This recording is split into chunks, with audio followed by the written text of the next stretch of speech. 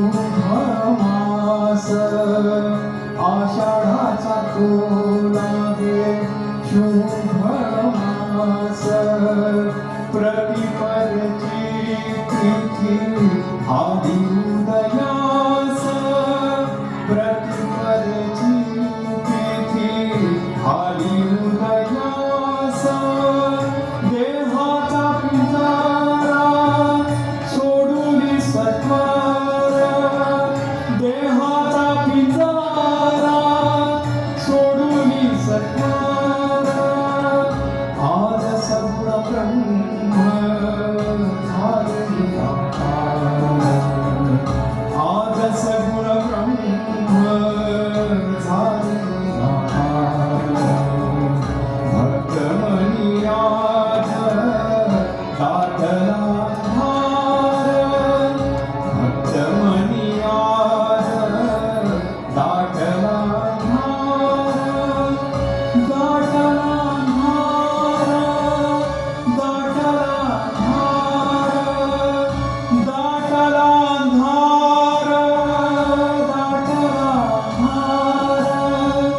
दाटला धार दाटला धार चैत्र वद्य षष्ठी ला स्वामी जे गरुडेश्वरला आले ते शेवट पावे तो तेथेच राहिले. त्यांनी ते क्षेत्र सोडलेच नाही. आता गरुडेश्वर दत्तधाम झाले. गरुडेश्वरची महती ही काही औरच काही न्यारीच.